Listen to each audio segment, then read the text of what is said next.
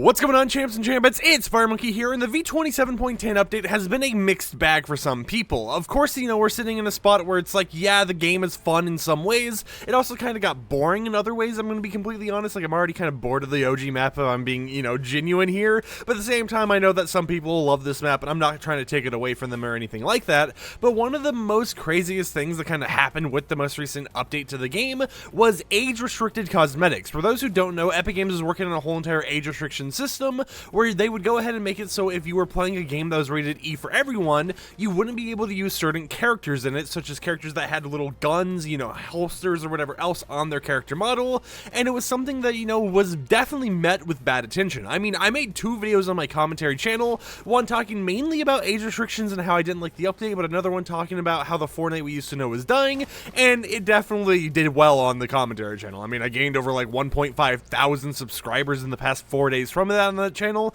so that definitely proves that this is a topic people care about. But it had a lot of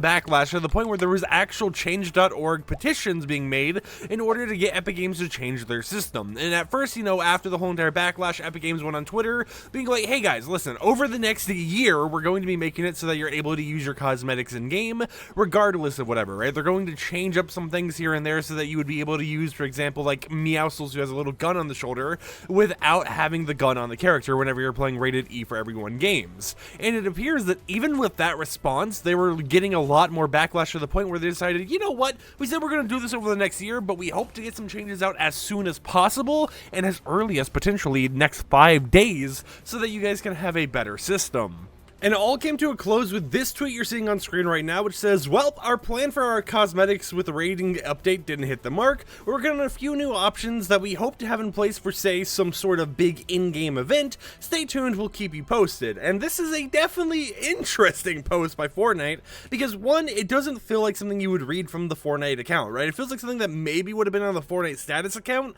but when it comes to the Fortnite account, it's like, did they really just say whelp and put a little heart emoji in their tweet? I was not expecting that, right? Because typically when it comes to that official account, it's always a little bit too corporate in a way, which I do understand because, there's restrictions for different regions and stuff, like maybe something that you're allowed to say in the US or whatever as a company wouldn't fly as easily in the EU or something like that. I understand that, but still, having this sort of like human response out of nowhere is like, yeah, they definitely had quite the interesting little situation with the whole entire age rating update and a lot of people disliking it, myself included, to the point where they just kind of had to do it like a YouTube apology in a way where you're starting it off with a sigh and being like, well, listen, I've been in a dark place recently. It's definitely one of those weird apologies that you don't always really expect. But according to their tweet, they want to have something in place before the big in-game event that will be added to the game files with the next game update, meaning that whatever they're trying to work on, right, this mini solution for now that they're trying to work on behind the scenes to have out by that time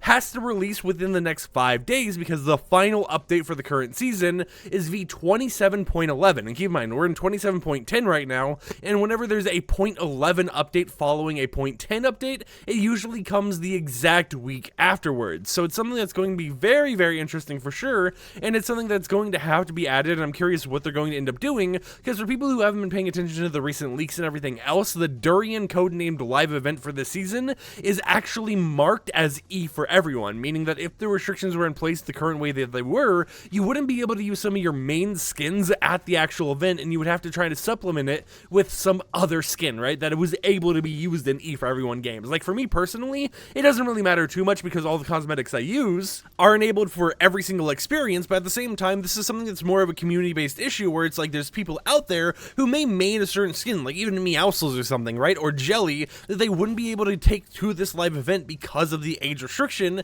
And I know some people were also, like myself included, being like, oh, it's just, a little bit of a mock test certification. It's not an actual event certification. They'll probably change it to teen or something because, Battle Royale has guns and everything, but it doesn't appear like that's going to be happening, simply put, because of the fact that the event itself has an actual certification ID, meaning that all the kind of information and stuff that has been provided, regarding the age rating and everything is basically final and certified to the point where we know that that's not, a mock test ID or anything like that, because if it didn't have an ID, they literally in the API would have just put mock test certification, and that would be it, right? It would be like, oh, it can change whenever they want, but it is something that's just going to be like, well, how is this going to work, right? I hope that whatever change they implement is going to be a good change. Maybe they could go ahead and quickly wipe out some model like gun holsters or whatever else, make it into like little,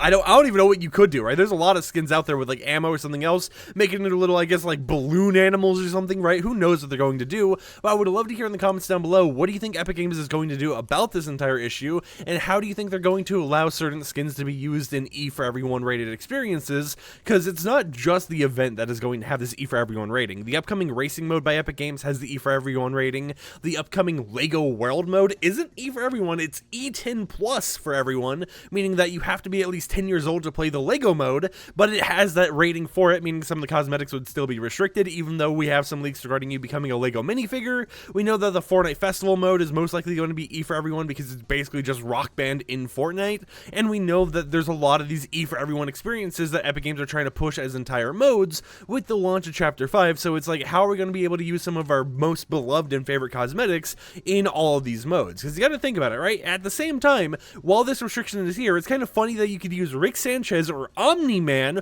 or even Michael Myers in experiences where you can't use a buff cat. That